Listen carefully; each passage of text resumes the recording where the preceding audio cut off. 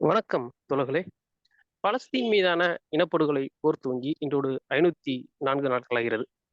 இந்நிலையில் நேற்று, அதாவது வியாழக்கிழமை 20 பிப்ரவரி அன்று 4 இஸ்ரேலியர்களின் உடல்களை பாலஸ்தீன் செஞ்சிலுவை சங்கத்திடம் ஒப்படைத்துள்ளது. அதனைத் தொடர்ந்து அவர்கள் அங்கே வைத்திருந்த பதாகைகள் மிக முக்கியமான பேசுபொருளாக மாறியுள்ளது.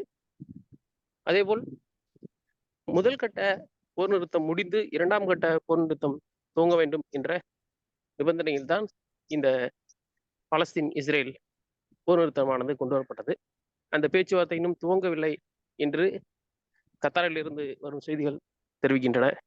அதேபோல் மறுபக்கம் ரஷ்யா உக்ரைன் இடையிலான இந்த போர் நிறுத்தம் வரும் என்று எதிர்பார்க்கப்படுகிறது. ஏப்ரல் மாதம் ஈஸ்டருக்கு முன்னதாக அந்த போர் நிறுத்தத்தை கொண்டு வந்து விடுவதாகவும் ஒரு தகவல்கள் அங்கங்கே கசிந்து வருகின்றன. இப்படி பல தகவல்கள் நாம் பேச வேண்டியது இருக்கின்றது. நம்முடன் தோழர் செந்தில் அவர்கள் இணைந்திருக்கிறார். ஒவ்வொன்றாக பேசுவோம். வணக்கம் செந்தில் தோழர். வணக்கம் தோழர். இந்த இதுல இந்த காசா போர் நிறுத்தத்துல ஃபேஸ் 2 அப்படின்னு சொல்லக்கூடிய அந்த 2ஆம் கட்ட போர் நிறுத்தம் பேச்சுவார்த்தை நடந்து அது நடைமுறைக்கு வந்துச்சு அப்படின்னா நிறைய இது பிளஸ் பாயிண்ட் காசா பாலஸ்தீன் தரப்புக்கு தான் வரும் அப்படின்னு நான் ஒரு தகவல் படித்தேன். அதில் மிக முக்கியமாக அடுத்த கட்ட நகர்வுகள் அங்கே நம்ம ஏற்கனவே பேசின மாதிரி அட்மினிஸ்ட்ரேஷனுக்கு யாரை கொண்டு வர்றது, அது அப்புறம் முழுமையாக சுற்று வட்டாரத்தில் காசா சுற்றுப்பகுதியில இருந்தே இஸ்ரேல் வெளியேறது, இப்படி பல விஷயங்கள் சொன்னாங்க. ஆனால் இப்போ வரைக்கும் கத்தார் வெளியுறவுத்துறை 2 நாளைக்கு முன்னாடி கொடுத்துருந்த அறிக்கையை நான் தேடி படித்தேன். அதில் அவங்க சொன்னதெல்லாம் 2 தரப்புலையும் இன்னும் தொடங்கலை, இந்த பேச்சுவார்த்தை தொடங்கலை, அது சீக்கிரம் தொடங்கும்னு நாங்கள் எதிர்பார்க்குறோம் அப்படின்னு மட்டும் அவங்க சொல்லியிருந்தாங்க. ஆக்சுவலாக இப்போ அது அங்கே என்ன நடக்குது அது தெரியணும். அதே போல் நம்ம அந்த உக்ரைனில் ட்ரம்போட ஆக்டிவிட்டி அதையும் பேசணும்னு நினைக்கிறேன். நம்ம இதுலேருந்து போகலாம்னு நினைக்கிறேன். இப்போ கத்தார் என்ன சொல்லியிருக்கு, இந்த 2ஆம் கட்ட போர் நிறுத்தம் தொடங்குமா?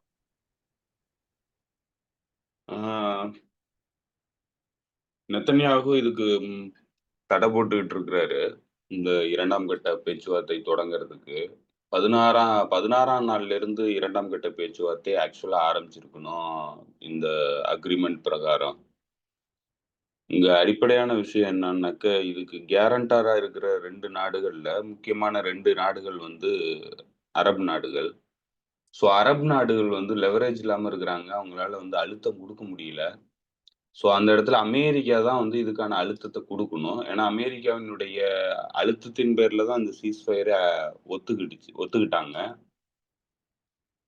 அதனால அமெரிக்கா தான் அழுத்தத்தை கொடுத்துருக்கணும். ஆனா அமெரிக்காவினுடைய அரசாங்கம் அந்த அழுத்தத்தை கொடுத்த மாதிரி தெரியல. இப்போ 2ஆம் கட்ட பேச்சுவார்த்தைக்கான டீமை அனுப்ப போறதா சொல்லியிருந்தாங்க. என்ன முடிவு எடுத்திருக்கிறாங்கங்கிறது தெரியல. அநேகமா அது திங்கட்கிழமை கேபினட் மீட்டிங் நடந்து கெனசட் மீட்டிங்க்கு அப்புறம் அனுப்புவோன்னு சொல்லி நெத்தன்யாகு சொல்லியிருந்தாரு. ஏன்னா நெத்தன்யாகுவினோட வலதுசாரி கூட்டணிகள் அதை மறுக்கிறாங்க. அப்படி ஒரு விஷயத்துக்கு போகக்கூடாதுன்னு சொல்லி நிர்பந்தப்படுத்துறாங்க. குறிப்பா ஸ்மாட்ரிக்கு. ஸோ ஸ்மாட்ரிக்கினுடைய அழுத்தத்தினாலதான் அவரு இதை தடை பண்ணிட்டு இருக்கிறாருன்னு சொல்லிட்டு இருந்தாங்க. ஆனா அதே நேரத்துல அவருடைய அரசாங்கத்துக்கு கொடுக்குற ஆதரவை ஸ்மாட்ரிக்கு வாபஸ் வாங்கினாக்க மற்ற மாடரேட் பொசிஷன்ல இருக்கக்கூடிய மற்ற அரசியல் கட்சிகள் அதற்கான கேப்பை நாங்க ஃபில் பண்றோம். ஸோ அதனால ஸ்மாட்ரிக்கு பயந்துகிட்டு சீஸ்ஃபயரை நீங்க பிரேக் பண்ண வேண்டாம் அப்படிங்கிற உத்தரவாதத்தை நெத்தன்யாகுவுக்கு கொடுத்துருக்குறாங்க. ஸோ அதனால அதை ஜஸ்டிஃபை பண்ண முடியாது. ஸ்மாட்ரிக்கு போயிடுவாரு, அரசாங்கம் கலைஞ்சு போகும், அதனால நான் பேச்சுவார்த்தைக்கு போகலை அப்படிங்கிறத ஜஸ்டிஃபை பண்ண முடியாது. ஸோ ஏதோ ஒரு வகையில போய் தான் ஆகணும். அந்த அழுத்தம் அநேகமா ஸ்டீவ் விட்காஃப் கொடுத்துருக்கிறதா சொல்றாங்க. அதனால பேச்சுவார்த்தை 2ஆம் கட்டத்துக்கான பேச்சுவார்த்தை நடக்குங்கிற மாதிரி தான் தெரியுது. இதற்கு இடையில ட்ரம்பினுடைய இந்த குழப்படியான பேச்சுகள், எத்னிக் கிளென்சிங் பண்ணுவேன்னது, காசா நான் ஓன் பண்ணுவேன்னு சொன்னது, இதெல்லாம் தான் இப்ப இந்த அதாவது நெத்தன்யாகுவ பொறுத்தளவுல வந்து இந்த சீஸ்ஃபயரை உடைக்கிறதுக்கான வாய்ப்பா பார்க்கறதுங்கிறது ட்ரம்பினுடைய நிலையில்லா தன்மை தான். ட்ரம்ப் வந்து ஒரு ஒரு சீஸ்ஃபயர் அக்ரீமென்ட்டுக்கு அழுத்தம் குடுத்து, சீஸ்ஃபயர் அக்ரீமென்ட்ட கொண்டு வந்ததுக்கப்புறம் இன்னைக்கு அவர் பேக் அடிச்சுக்கிட்டு வெவ்வேறு விஷயங்கள பேசுறதுனால, நெத்தன்யாகு இத சமயமா பயன்படுத்தி நம்மளால முடிஞ்ச வரைக்கும் இழுக்கலாம் அப்படிங்கிற இடத்துல இருக்கிறாரு. ஆனா அகைன் இதுல வந்து நீங்க அல்டிமேட்டா இதனுடைய விளைவுகள் என்ன? இத வந்து வேற என்ன வகையில வந்து இவங்களால அட்ரஸ் பண்ண முடியும்? அப்படிங்கிற இடத்துல தான் சிக்கலே இருக்கு. அந்த வகையில பார்த்தா, மேற்கத்திய தரப்புக்கும், இஸ்ரேலுக்கும் வேற எந்த ஆப்ஷன் இருக்கிற மாதிரியும் தெரியல. ஆ இப்ப சொல்ற விஷயங்கள், இவங்க பேசுற விஷயங்கள் இது எல்லாமே வந்து பக்கத்துல இருக்கக்கூடிய இவங்களுடைய கூட்டணி நாடுகள்ட்ட வந்து பேரம் பேசுறதுக்கான வழிமுறைகளா தான் வந்து அவங்க பண்ணிக்கிட்டு இருக்கிறாங்க. ஸோ அவங்க கூட சாதிச்சுக்க வேண்டிய விஷயங்களுக்காக தான் அவங்க பேசுறதா தெரியுது. மற்றபடி இதுல வந்து ரியலிஸ்டிக்கான பாசிபிலிட்டிங்கிறது எதுவுமே கிடையாது அவங்க பேசுற விஷயங்கள்ல. அதனால அநேகமா வந்து இந்த சீஸ்ஃபயர் டாக்குங்கிறது ஆரம்பிக்கணும். ஆரம்பிக்கிறத தவிர வேற வழி இல்ல.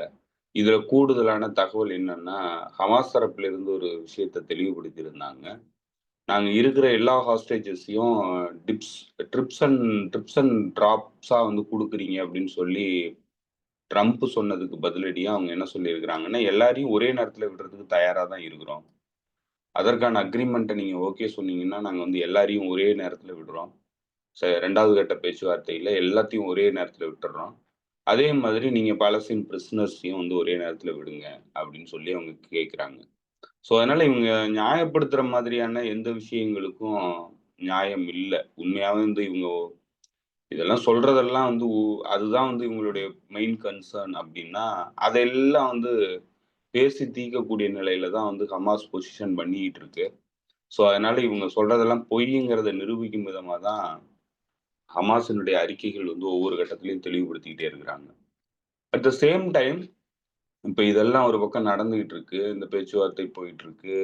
ம இன்னும் தொடங்க வேண்டிய பேச்சுவார்த்தை இருக்குது. ஏற்கனவே நடந்துகிட்டு இருக்கிற சீஸ்ஃபயர் அக்ரீமென்ட் அப்பப்ப வயலேட் செய்யப்படுது இஸ்ரேல்னால.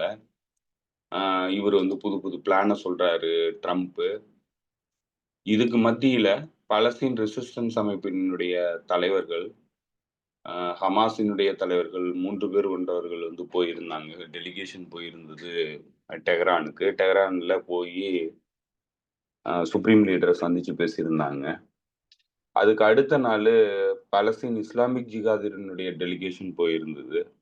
அவங்களும் சந்திச்சு பேசியிருந்தாங்க.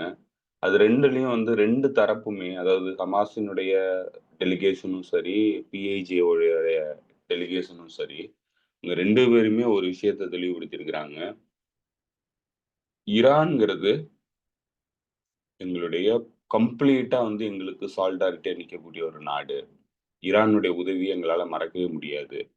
ஈரான் வந்து ஒரு காலத்திலயும் எங்கள விட்டு குடுக்காது அப்படிங்கிறத தெளிவுபடுத்தியிருக்கிறாங்க. ஈரானுக்கு நன்றி தெரிவிச்சிருக்கிறாங்க.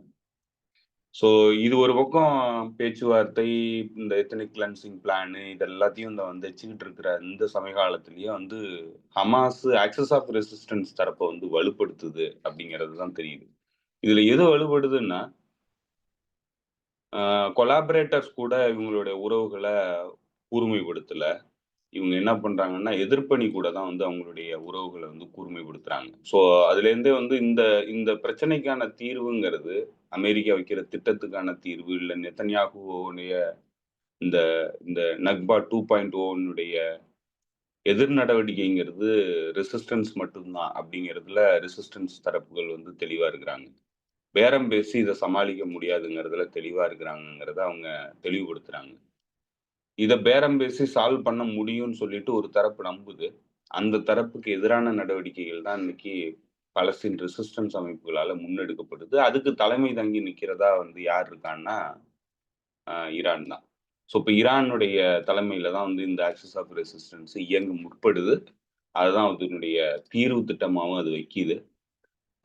அரப் கொலாபரேட்டர்ஸ் கூட போயி பேச்சுவார்த்தையின் மூலமா சமாதானமா போறதுல எந்த பலனும் இல்லங்கிறதுல அவங்க தெளிவா இருக்காங்கங்கிறத அவங்களுடைய ஆக்ஷன்ஸ் வந்து தெளிவுபடுத்துது.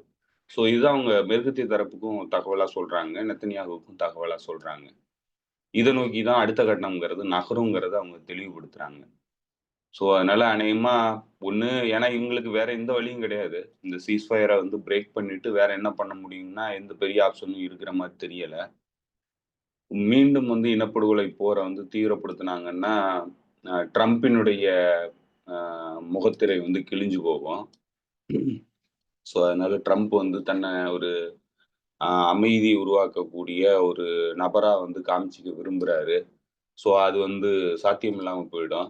ஸோ அதனால தான் அவருடைய ஆன்வாய வந்து அனுப்பி நெருக்கடி குடுக்குறாரு நெத்தன்யாகுவுக்கு. என்னதான் வெளியில வந்து அத பண்ணுவேன், இத பண்ணுவேன்னு பேசினாலும், குளோஸ் டோர்ல அழுத்தம் குடுக்குறது கிளியரா தெரியுது. ஏன்னா விட்காஃப் வந்ததுக்கப்புறம் அ இம்மீடியட்டா வந்து அதுவரைக்கும் நாங்க போக முடியாதுன்னு சொல்லிட்டு இருந்த நெத்தன்யாகு இம்மீடியட்டா கெனசெட் மீட்டிங்க வந்து கூட்டுறாரு.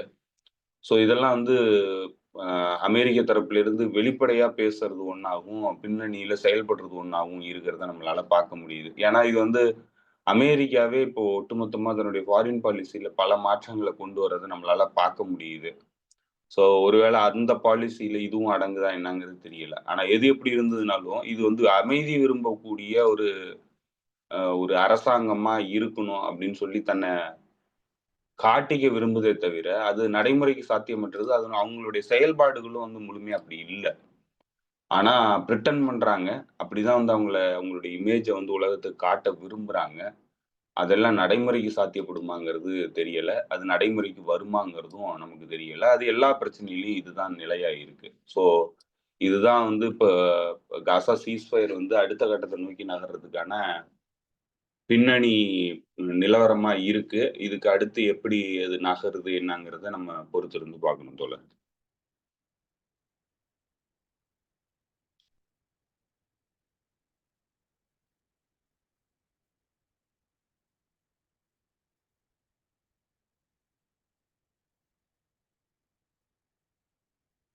ஹலோ. தோழர் சார் மன்னிக்கணும். என்னோட இன்டர்நெட்ல கொஞ்சம் பிரச்சனை. இப்ப திரும்பி வந்துச்சு. தோழர் இப்ப அடுத்தது இன்னொன்னு என்னன்னா, ம் ஒரு 2 நாளைக்கு முன்னாடி 2 நாள் முந்தா நாள் நெனைக்கிறேன். ட்ரம்ப் அவருடைய சோசியல் மீடியா பேஜ்ல ஒண்ணு எழுதியிருந்தாரு. மிக முக்கியமா ஜெலன்ஸ்கிய மிக கடுமையா சாடி எழுதியிருந்தாரு. ஒரு உங்களுக்கு குடுத்த பணத்துல பாதி பணத்துக்கு அக்கவுண்ட் எங்கன்னே தெரியலன்னு சொல்றீங்க. 1 2வது நீங்க என்ன சொல்றீங்க? அ தேர்தல் நடத்துங்கன்னு சொன்னா, இப்பல்லாம் தேர்தல் நடத்த முடியாதுன்னு சொல்றீங்க. 3வது இந்த போர்ல ஜெயிக்கவே முடியாதுன்னு தெரிஞ்சு இந்த போருக்கு எங்க காச வச்சு நீங்க போயிருக்கீங்க. உங்களை நான் எப்படி நம்புறது? நீங்க டோட்டலாவே எங்கள ஏமாத்திட்டீங்க அப்படின்னு ட்ரம்ப் அப்படியே டோட்டலா ஜெலன்ஸ்கிய திருப்பி விட்டாப்ல. இப்ப அங்க என்ன நடந்துட்டு இருக்கு? அந்த பேச்சுவார்த்தை எந்த அளவுக்கு போயிட்டு இருக்காருன்னு சொல்லுங்க.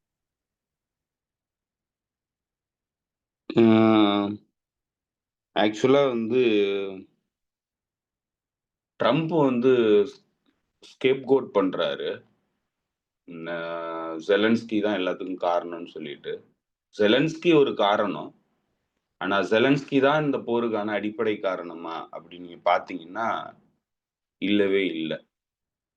ஜெலன்ஸ்கி இவங்களுடைய டூலா இயங்குனது தான் இந்த போருக்கான அடிப்படை காரணம். இது அமெரிக்காவினுடைய போர் தான். அதனால தான் பேச்சுவார்த்தை வந்து அமெரிக்காவுக்கும், சைனாவுக்கும் ரஷ்யாவுக்கும் நடக்குது.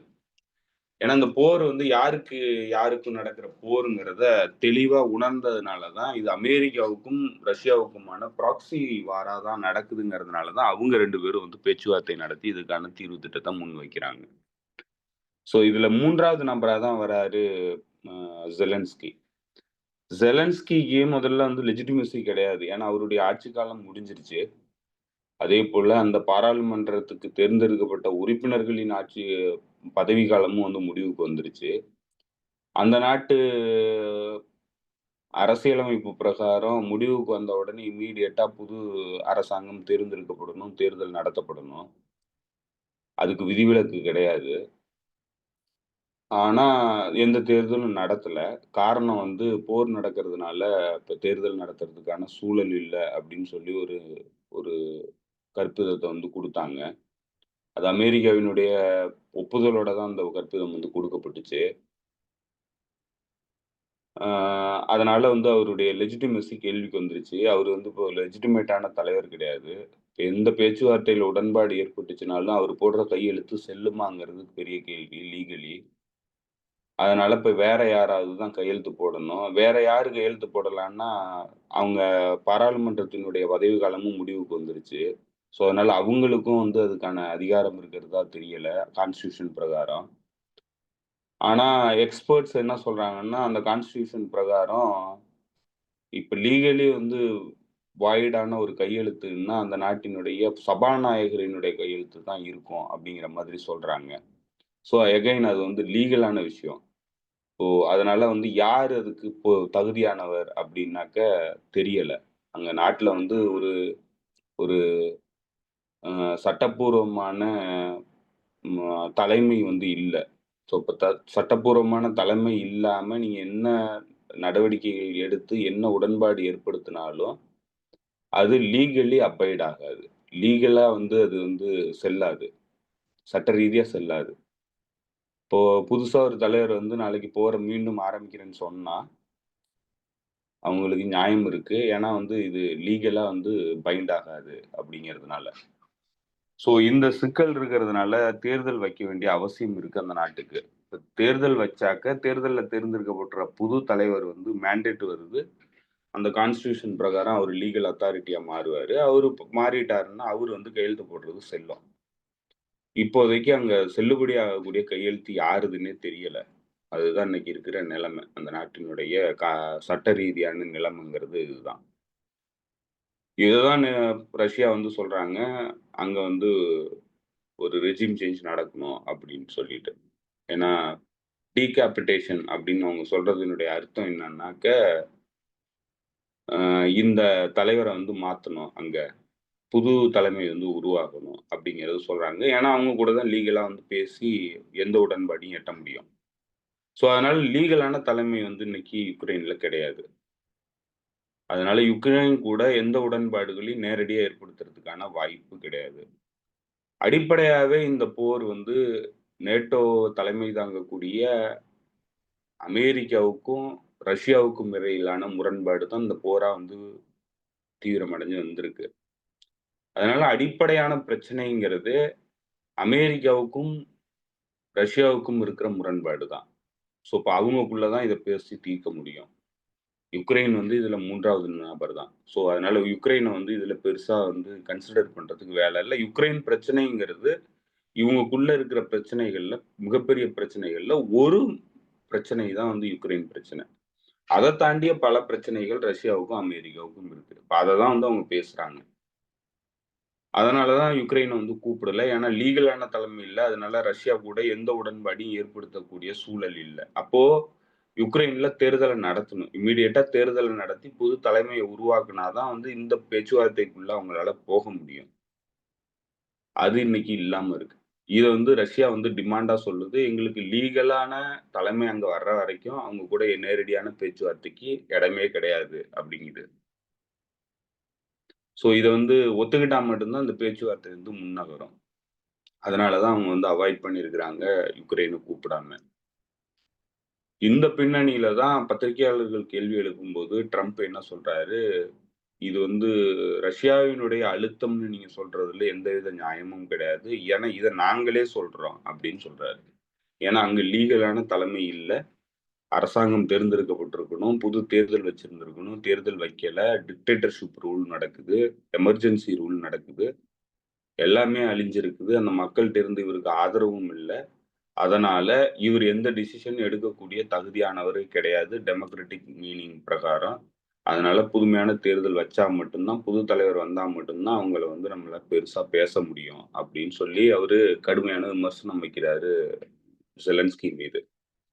இப்போ செலன்ஸ்கி அவர வந்து இந்த கூட்டத்துக்கு கூப்பிடல அப்படின்னு சொல்லிட்டு, அவரு கடுமையான விமர்சனத்த ட்ரம்ப் மீது வைக்கிறாரு. இவங்க 2 பேரும் வந்து வார்த்தை போர் வந்து நடத்திக்கிட்டு இருக்காங்க 2 பேரும். ஆ அடிப்படையா வந்து இந்த போர் நிறுத்த பேச்சுவார்த்தைங்கிறது 2 பேரும் எப்படி ஒத்துக்கிட்டு வந்திருக்கிறாங்க அப்படின்னு நீங்க பார்த்தீங்கன்னா, ரஷ்யாவுக்கு சில டிமாண்ட் இருக்கு. இந்த போர் ஏன் ஆரம்பிச்சதோ அதற்கான பிரச்சனைய வந்து சால்வ் பண்ணா மட்டும் தான் இந்த போர் வந்து நிக்கும். அதே மாதிரி ஃபர்ஸ்ட் ஆஃப் ஆல் இந்த போர் வந்து ஏன் ஆரம்பிச்சதுக்கான காரணம் வந்து நிவர்த்தி செய்யப்படணும். அதுதான் அதனுடைய பிரைமரியான நோக்கம். அதுக்கு அடுத்து இந்த போரினால் ஏற்பட்ட சிக்கல்கள். அதுல சில சிக்கல்கள் தீர்க்கப்பட வேண்டிய சிக்கல்கள். சில சிக்கல்கள் வந்து அது சிக்கல்கள்னு சொல்ல முடியாது. அந்த சிக்கல்களுக்கான தீர்வுகளா ரஷ்யா வந்து சில விஷயங்கள பண்ணியிருக்குது. இந்த போர் காலகட்டத்துல. அதையும் வந்து அது கன்சர்ன்ல எடுத்து முக்கியமா பார்த்தாகணும். இப்படி பல பிரச்சனைகள் இருக்கு. இந்த பிரச்சனைகள எல்லாத்தையும் மனோவர் பண்ணி மட்டும் தான் வந்து ரஷ்யாவால இந்த பேச்சுவார்த்தையில உடன்பாட வந்து எட்ட முடியும். ஆனா இது எல்லாத்தையும் வந்து அமெரிக்க தரப்பு ஏத்துக்குமா? அப்படிங்கிற இடத்துல தான் முதற்கட்டமான பேச்சுவார்த்தைங்கிறது ரியாத்ல நடந்திருக்கு. இப்போ ரியாத்ல ரஷ்யா தரப்பினுடைய எதிர்பார்ப்பு என்னவா இருந்திருக்குன்னா, அமெரிக்கன் தரப்பு பேச்சுவார்த்தையில என்ன மாதிரி ஈடுபடுறாங்க? அவங்களுடைய நோக்கம் என்னவா இருக்கு? அவங்க உண்மையாவே விசுவாசமா இருக்கிறாங்களா? உண்மையான நம்பிக்கையின் பேர்ல இந்த பேச்சுவார்த்தையில ஈடுபடுறாங்களா? என்ன திட்டத்துக்காக இந்த பேச்சுவார்த்தையில அவங்க ஈடுபடுறாங்க? அப்படிங்கிறத எல்லாத்தையும் அவங்க வந்து அண்டர்ஸ்டாண்ட் பண்ணி டெஸ்ட் பண்றதுக்காக தான் இந்த பேச்சுவார்த்தையில அவங்க வந்து சேர்ந்திருக்கிறாங்க. ஏன்னா இத வந்து மறுக்கவும் முடியாது. அதனால இந்த பேச்சுவார்த்தைக்கு வந்திருக்கிறாங்க. இது முதற்கட்டமான பேச்சுவார்த்தை. இப்ப இதிலிருந்து சில பாசிட்டிவான சிக்னல் அமெரிக்க தரப்புல இருந்து கிடைச்சதுனால, அவங்க என்ன பண்ணியிருக்கிறாங்கன்னா, ராஜதந்திர ரீதியான உறவுகள மேம்படுத்துறதுக்கான நடவடிக்கையில ஈடுபட்டிருக்கிறாங்க. இரு தரப்புக்கும் இடையிலான உறவுங்கிறது இந்த போருக்கு அப்புறம் துண்டிக்கப்பட்டுருச்சு. அத மீள்கட்டுமானம் பண்றதுக்கான நடவடிக்கையில ஈடுபடுறாங்க. ஸோ, அப்ப அதனால என்ன பண்றாங்கன்னா, ரஷ்யாவினுடைய உளவுத்துறை அமைப்புகளுடைய ஆட்கள் குறைஞ்ச அளவுக்கு இத்தன பேருங்கிறத அனுமதிக்கணும் அமெரிக்காக்குள்ள, அவங்களுடைய தூதரகத்துல. அதேபோல அமெரிக்காவினுடைய சிஐஏ ஆட்கள இத்தன பேர வந்து அதுக்கு ஈக்குவலான ஆட்கள இங்க அனுமதிக்கணும் அப்படிங்கிறதெல்லாம் வந்து அவங்க டீட்டெயில் லெவல்ல பேசியிருக்கிறாங்க. டிப்ளமேட்டிக் உறவுகள புதுப்பிக்கிறாங்க. மீண்டும் வந்து ஆட்கள வந்து நியமனம் பண்றாங்க. ஸோ இவங்க வழியா வந்து பேச்சுவார்த்தைங்கிறது தொடரும். நமக்கு இருவருக்கும் இடையிலான உறவுங்கிறது சுமூகமா போறதுக்கான நடவடிக்கைகள மேற்கொள்றதுக்காக இந்த டீம் வந்து நம்ம அனுமதிப்போம் அப்படிங்கிறத அவங்க முதற்கட்டமா முடிவு பண்ணியிருக்கிறாங்க. அடுத்து இது வந்து ஒரு வகையான பாசிட்டிவான நடவடிக்கை. ஏன்னா பைடன் அரசாங்கம் இந்த பேச்சுவார்த்தைங்கிற பேச்சுக்கே இடம் குடுக்கல. 2வது டிப்ளமேட்டிக் உறவுகள முழுக்க வந்து ராஜதந்திர ரீதியான உறவுகள முழுக்க முடிச்சுக்கிடுச்சு. அதனால இது 2 எதிரிகளுக்கான தீவிரம் தான் அதிகமாச்சே தவிர, எந்த வகையிலயும் தணிக்கிறதுக்கான நடவடிக்கையில யாருமே ஈடுபடல. ஸோ அந்த இடத்துல இது வந்து ஒரு ஒரு ஆரோக்கியமான ஒரு விஷயமா நடந்திருக்கு. அதே நேரத்துல ரஷ்யாவினுடைய டிமாண்டுகள்ல பல விஷயங்கள் வந்து அவங்க கேட்டிருக்கிறாங்க. அதுல குறிப்பா நேட்டோ விரிவாக்கம்ங்கிறது, குறிப்பா அமெரிக்க துருப்புகள் நேட்டோக்குள்ள வந்திருக்கிறதுங்கிறத, அவங்க வந்து ப்ரீ 1976 நேட்டோக்குள்ள கொண்டு போகணும் அப்படிங்கிற ஒரு டிமாண்ட வந்து வச்சிருக்கிறாங்க. அப்படின்னா, பல நாடுகள் 76க்கு அப்புறம் உள்ளுக்கு வந்த பல நாடுகள், குறிப்பா வந்து இன்னைக்கு பல நாடுகள் வந்துட்டாங்க. கணக்குல இல்லாத அளவுக்கு பல நாடுகள் வந்திருக்காங்க நேட்டோ விரிவாக்கத்துல. அந்த நாடுகள்ல அமெரிக்க படைகள் இருக்கிற படைகள் எல்லாத்தையும் வந்து வாபஸ் வாங்கணுங்கிறத கோரிக்கையா வைக்கிறாங்க. அதேபோல அந்த நாடுகள புதுசான நாடுகள் விரிவாக்கம்ங்கிறது நேட்டோலேருந்து நடக்கக்கூடாதுங்கிறத கோரிக்கையா வைக்கிறாங்க. யுக்ரைன் கட்டாயமா வந்து நேட்டோக்குள்ள போகாதுங்கிற உத்தரவாதம் வேணும்னு சொல்லி எதிர்பார்க்குறாங்க. அது இல்லாம ரஷ்ய மொழி பேசக்கூடிய யுக்ரேனிய மக்கள் வாழக்கூடிய பகுதிகள்ல ரஷ்ய மொழிக்கான முழுமையான சுதந்திரம், அதேபோல பிடிச்சு வச்சிருக்கிற பகுதி, குறிப்பா வந்து அது ஹிஸ்டாரிக்கல் ரஷ்யன் பிரதேசமா இருந்த பகுதிகள எல்லாத்தையும் வந்து ரஷ்யாவுக்கு வேணும்னு சொல்றாங்க. ஸோ இதெல்லாம் வந்து அடிப்படையான இந்த போருக்கான அடிப்படை காரணங்கள். ஸோ இத எல்லாத்தையும் நிவர்த்தி பண்ணணுங்கிறத அவங்க டிமாண்டா வைக்கிறாங்க. அதே நேரத்துல இந்த போரினால் ஏற்பட்ட சிக்கல்கள், அது என்னன்னா பொருளாதார தடை. இப்ப இந்த பொருளாதார தடைய வந்து நிவர்த்தி பண்ணணும். அதேபோல இந்த போர் ஏற்பட்டதுனால, ஐரோப்பிய நாடுகள்ல இருந்த பேங்க்குகள்லயும், வங்கிகள்லயும், அமெரிக்காவுல இருந்த வங்கிகள்லயும் இருந்த ரஷ்யாவினுடைய பணம், ஒரு $300 பில்லியன் அளவுக்கான பணத்த வந்து இவங்க கான்ஃபிஸ்கேட் பண்ணிட்டாங்க. அதாவது பறிமுதல் பண்ணி வச்சிருக்கிறாங்க. ஸோ, இப்ப அந்த பணத்த வந்து ரிலீஸ் பண்ணணும் அப்படிங்கிறது இன்னொரு விஷயம். அடுத்து 3வதா நீங்க அ பார்த்தீங்கன்னாக்க, இந்த இந்த பொருளாதார தடை மேற்குலக நாடுகள் கூட ஏற்பட்ட சிக்கல்கள், பொருளாதார சிக்கல்கள், வணிக சிக்கல்கள், இதுக்கான தீர்வுகளா ரஷ்யா ஏற்படுத்தின நடவடிக்கைகள். இப்போ ரஷ்யா வந்து என்ன பண்ணணும்னா, இந்த இந்த போர் காலகட்டத்துல அவங்களுக்கு உதவியா இருந்த பார்ட்னர்ஸ், அவங்க கூட இது எல்லாத்தையும் வந்து கன்வின்ஸ் பண்ணணும். என்ன பேசுறோம் என்னங்கிறதெல்லாம் கன்வின்ஸ் பண்ணணும். அந்த அவங்க கூட எந்த உறவுகள்லயும் எந்த சிக்கலும் வராத அளவுக்கு பேச்சுவார்த்தையில தீர்வுகள் வந்து எட்டப்படணும். இதுதான் வந்து ரஷ்ய தரப்புக்கு ரொம்ப முக்கியமான விஷயம். அதே மாதிரி அமெரிக்க தரப்புங்கிறது இன்னைக்கு தனிமையில வந்து பேச்சுவார்த்தையில ஈடுபடுது. இது வந்து எந்த அளவுக்கு பைண்டிங்கா இருக்கும்? ஐரோப்பிய ஒன்றிய நாடுகள் இதுக்கு என்ன முடிவு சொல்லுவாங்க? அவங்கலாம் இத ஏத்துப்பாங்களா? அமெரிக்கா எப்படி அவங்களெல்லாம் சமாளிக்க போகுது? அப்படிங்கிறது எல்லாத்தையும் வந்து அமெரிக்க தரப்புங்கிறது பார்க்கணும். ஸோ, இப்ப இதெல்லாம் தான் முக்கியமான விஷயங்களா இந்த பேச்சுவார்த்தைய பொறுத்தளவுல இருக்கு. இவங்களுக்கும் அவங்களுக்கும் நடக்கிற இந்த அமைதி பேச்சுவார்த்தைங்கிறது எத நோக்கி போக போகுது அப்படிங்கிறத பொறுத்து. அப்படிங்கிற விஷயத்த பொறுத்து. இதுல ரஷ்ய தரப்பு குறிப்பா சொல்லப்போனா, இந்த டமாஸ்கஸ் விழுந்ததுக்கு அப்புறம், சிரியா அரசாங்கம் விழுந்ததுக்கு அப்புறம், ரஷ்யா மீதான நம்பிக்கைங்கிறது மற்ற பார்ட்னர்களுக்கு குறைஞ்சிருக்கிறத விசிபிளா பார்க்க முடியுது. ஸோ, அது வந்து பெரிய அளவுக்கு ரஷ்யாவினுடைய இமேஜ்ல ஒரு பெரிய டென்ட்ட உருவாக்கியிருக்கு. பெரிய ஒரு அ நெருக்கடிய வந்து உருவாக்கியிருக்கு. ஏன்னா ரஷ்யாவ வந்து நம்பி நின்னோம்னா, ரஷ்யா கைவிட்டுரும் அப்படிங்கிற ஒரு பேர் வந்து உருவாயிருக்கு. அத அட்ரஸ் பண்ண வேண்டிய இடத்துல ரஷ்யாவினுடைய ஃபாரின் பாலிசி இருக்கு. அத எந்த அளவுக்கு அட்ரஸ் பண்ண போறாங்க அப்படிங்கிறது, இந்த பேச்சுவார்த்தையிலயும் அதுக்கு ஒரு பெரிய ஒரு டெஸ்ட் மாதிரி தான் இதுவும் நடக்குது. இந்த பேச்சுவார்த்தைங்கிறது ரஷ்யாவும், மேற்குலக நாடுகளும் பேச்சுவார்த்தை நடத்துனாங்கன்னா, அது என்ன மாதிரி ரஷ்யாவினுடைய வெளியுறவுத்துறை அ உறவுகள்ல சிக்கல்களை ஏற்படுத்தும் அப்படிங்கிறதையும் பார்க்க வேண்டியிருக்கு. அதையும் அவங்க வந்து அட்ரஸ் பண்ணணும். ஸோ அந்த இடத்துல அவங்க வந்து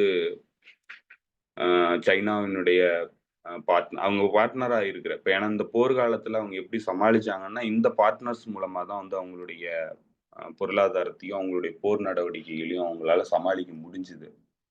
இந்த பார்ட்னர திடீர்னு கைவிட்டு போயிற முடியாது. ஏன்னா, ஏற்கனவே இவங்க பேர்ல ஒரு அவநம்பிக்கை வந்து உருவாகியிருக்குது. ரஷ்யா பிரச்சனை சிரியா பிரச்சனையில. ஸோ, அத வந்து அவங்க கன்சிடர் பண்ணி, அதையும் வந்து கணக்குல எடுத்து தான் வந்து அவங்களுடைய நடவடிக்கைகள வந்து அவங்க பண்ண வேண்டியிருக்கு. அதனுடைய ஒரு முக்கியமான ஒரு விஷயமா நேத்திக்கு அதாவது இந்த கூட்டம் முடிஞ்சு, ரியாத்ல நடந்த இந்த பேச்சுவார்த்தை முடிஞ்சதுக்கப்புறம், நேற்று ரஷ்யாவினுடைய வெளியுறவுத்துறை அமைச்சர் செர்கே லாவ்ராவ் வந்து ஜோகன்னஸ்பர்க் போயிருந்தாரு. ஜோகன்னஸ்பர்க்ல அதாவது சவுத் ஆப்பிரிக்காவினுடைய தலைநகரம் ஜோகன்னஸ்பர்க்ல போயி G20 நாடுகளினுடைய மீட்டிங் நடக்குது. அதுல கலந்துக்கிட்டாரு. அப்போ அதுல வாங் யிய சந்திச்சு பேசியிருக்கிறாரு சைனாவுடைய ஃபாரின் மினிஸ்டர். ஆ அங்க சந்திச்சு பேசிட்டு, அடுத்து வாங் யி மாஸ்கோ வர்றதா அவரு தகவல் வெளியிட்டிருக்கிறாரு. ஸோ, இப்ப இது ஏன் நடந்திருக்குன்னா, அவங்களுடைய உறவுகள்ல சிக்கல் வந்துறக்கூடாது. அவங்க மேற்கத்திய நாடுகள்ல நடத்துற பேச்சுவார்த்தை வந்து ரஷ்யாவுக்கு எதிரானதா திரும்பிடக்கூடாதுங்கிறதுல ரொம்ப கவனமா இருக்கிறாங்க. அந்த மிஸ் அண்டர்ஸ்டாண்டிங் வந்துறக்கூடாது அப்படிங்கிறதுல ரஷ்யன் ஃபாரின் மினிஸ்ட்ரி தெளிவா இருக்கு. ஸோ, அத தெளிவுபடுத்தும் விதமா தான் நேத்து அவருடைய சந்திப்புங்கிறது நடந்திருக்கு.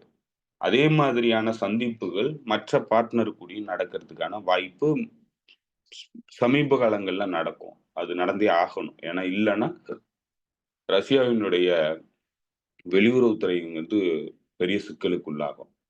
வெளியுறவு கொள்கைங்கிறது பெரிய சிக்கலுக்குள்ளாகும். ஸோ, அத அவங்க வந்து பண்ணி ஆகணும். இம்மீடியட்டா பண்ணி ஆகணும். ஸோ, அநேகமா வந்து மிக முக்கியமான அ ஒரு நபர வந்து டெலிகேஷனையோ இல்ல ஒரு நபரையோ வந்து ஈரானுக்கும், நார்த் கொரியாவுக்கும் அவங்க சமீபத்து கட்டத்துல அனுப்பி தான் ஆகணும். இவங்களுக்கு இடையிலான அந்த கம்யூனிகேஷன் சேனல் வந்து ஓப்பன்ல இருக்கணும். 2வது அவங்க வெளிப்படையா பேசணும். என்ன பேசியிருக்கோம் என்னங்கிறதெல்லாம் வந்து அவங்களுக்கு சொல்லணும். அவங்களுடைய சஜஷன கேட்கணும். அதுக்கப்புறம் இது ஒரு கூட்டு நடவடிக்கையா தான் வந்து இந்த பேச்சுவார்த்தைய வந்து அவங்க கொண்டு போகணும். அட்லீஸ்ட் வந்து அவங்க எல்லாத்தையும் நேரடியா களத்துல கொண்டு வந்து பேச்சுவார்த்தையில ஈடுபடுத்த முடியாது. அதற்கான லீகல் இது வந்து இல்ல. இவங்க பேசினாலும் இவங்க என்ன நடந்திருக்கு, என்னது எதனால நாங்க இதெல்லாம் பண்றோம் அப்படிங்கிறது அவங்களுக்கு அவங்களுடைய பார்ட்னர்ஸ்க்கு வந்து கன்வின்ஸ் பண்ண வேண்டிய நிலையில இருக்கிறாங்க. அப்படி ஒரு வேளை அத பண்ண முடியல, இல்ல பண்ணலன்னா, ரஷ்யாவுக்கு மிகப்பெரிய சிக்கல தான் உருவாக்கும் அது. அதனால இது ரஷ்யாவுக்கு மிகப்பெரிய ட்ராப்பா போறதுக்கான வாய்ப்பும் இருக்கு. அத தான் வந்து மேற்கத்திய தரப்பு பண்ணிட்டு இருக்கிறாங்க. இப்ப அத தான் வந்து அவங்க எப்படி செட் பண்றாங்கன்னா, இந்த களத்த வந்து எப்படி செட் பண்றாங்கன்னா, அவங்க ஒரு ஃபால்ஸ் ஹோப்ப வந்து குடுக்கறதுக்கான முயற்சியில ஈடுபடுறாங்க. அவங்க நேரடியா அவங்களுடைய பார்ட்னர்ஸா இவ்வளோ காலம் இருந்த ஐரோப்பிய ஒன்றிய நாடுகளையும், ஐரோப்பிய நாடுகளையும் வந்து கூப்பிடல. நேட்டோ பார்ட்னர் நாடுகள யாரையும் கூப்பிடல. யுக்ரைனையும் கூப்பிடல. அவங்களா வந்து நேரடியா ரஷ்யா கூட பேச்சுவார்த்தை நடத்தி இந்த பிரச்சனைய வந்து தீர்வு கொண்டு வரோம்ன்னு சொல்றாங்க. இதுவே வந்து ஒரு ஒரு ஒரு சந்தேகத்திற்குரிய நடவடிக்கை. ஏன்னா, நீங்க உண்மையாவே இந்த பிரச்சனைய முடிவுக்கு கொண்டு வரணும்னா, அவங்க கூடலாம் நீங்க பேச்சுவார்த்தை நடத்தணும். அவங்களையும் வந்து சம்மதிக்க வச்சுக்கிட்டு நீங்க பேச்சுவார்த்தையில பேசணும். ஆனா, இன்னைக்கு என்ன ஆயிடுச்சுன்னா, அவங்கள எல்லாத்தையும் வந்து கழட்டி விட்டுட்டு இவங்க தனியா வந்து பேசுறாங்க. இந்த பேச்சுவார்த்தைக்கு வர்றதுக்கு முன்னாடி வெளியுறவுத்துறை செயலாளரா இருக்கிற மார்க்கோ ரூபியோ 4 நாடுகளுக்கு தாம் பேசினதா அவருடைய செய்தியாளர் சந்திப்புல சொல்றாரு. 4 நாட்டினுடைய வெளியுறவுத்துறை அமைச்சர்கள்ட்ட நான் பேசினதா சொல்றாரு. ஒண்ணு பிரான்ஸுக்கு அடுத்து ஜெர்மனி, ஜெர்மனிக்கு அடுத்து இட்டலி, இட்டலிக்கு அடுத்து பிரிட்டன் வெளியுறவுத்துறை அமைச்சர்ட்ட வந்து பேசினதா சொல்றாரு. அதுக்கப்புறம் தான் இந்த மீட்டிங்க்கு வந்ததா சொல்றாரு. அப்பன்னா இவங்க கன்சல்ட் பண்ணியிருக்கிறாங்க. பேசியிருக்கிறாங்க. அவங்களுடைய பார்ட்னர்கிட்ட அவங்க எல்லாம் பேசியிருக்கிறாங்க.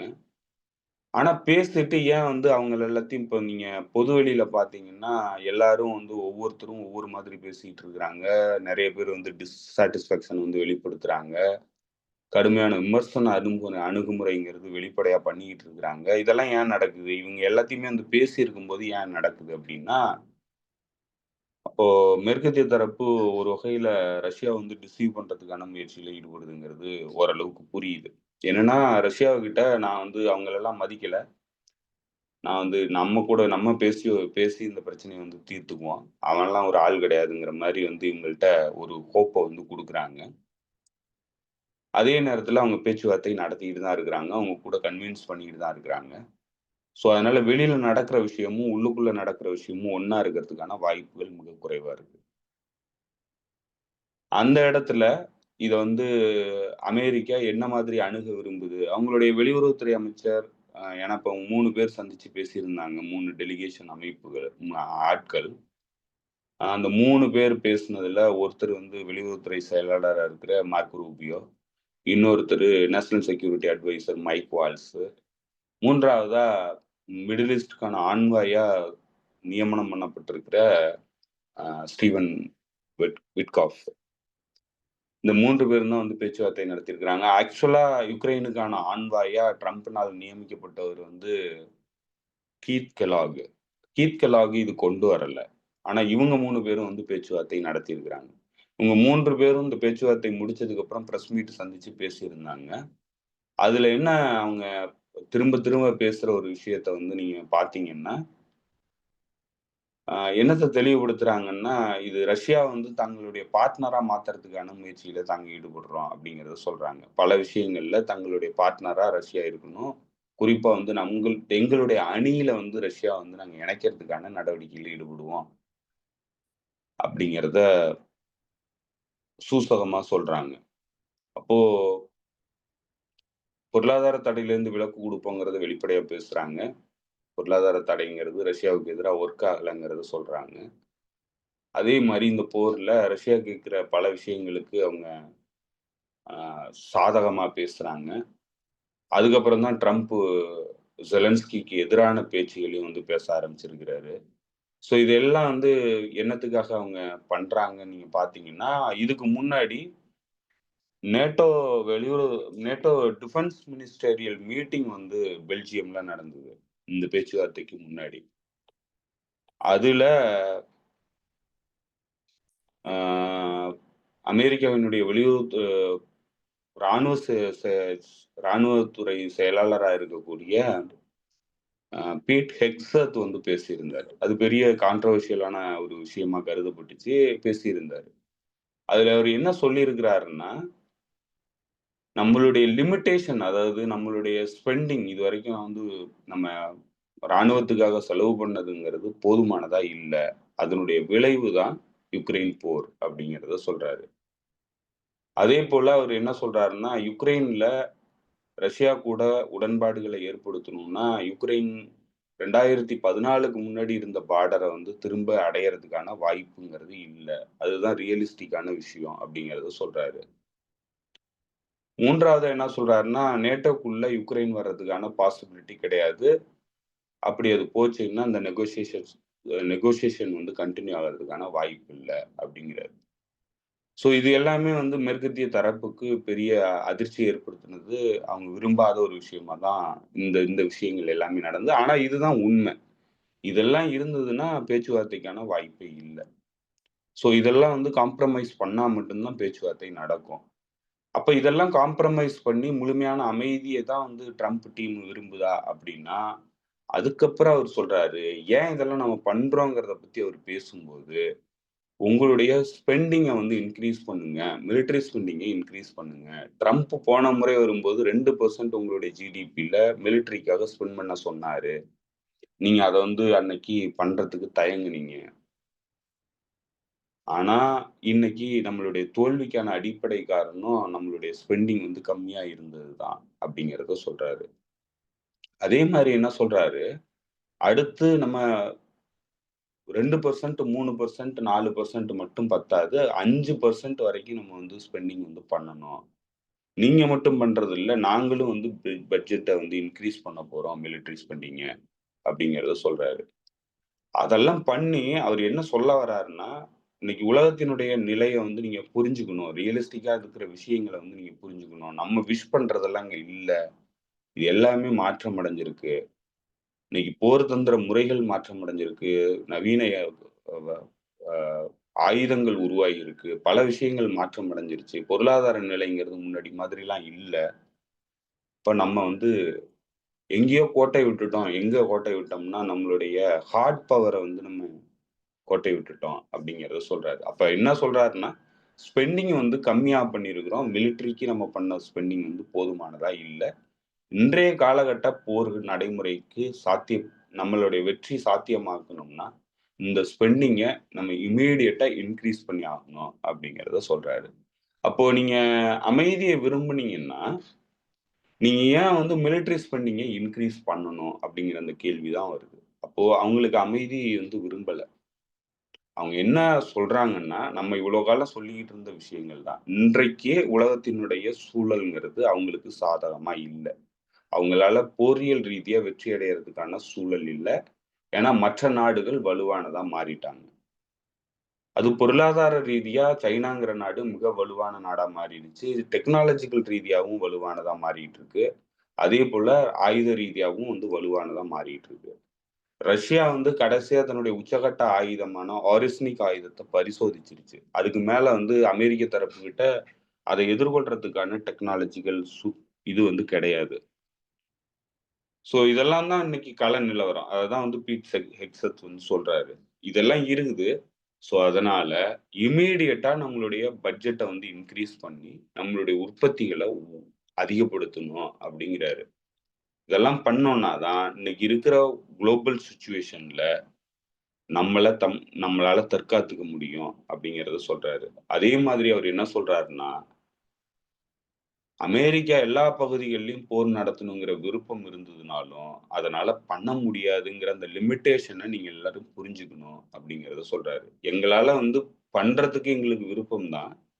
ஆனா எங்களால பண்ண முடியாத அளவுக்கு லிமிட்டேஷன் இருக்கு. ஏன்னா மற்றவர்கள் பலமாயிட்டாங்க அப்படிங்கிறத சொல்றாரு.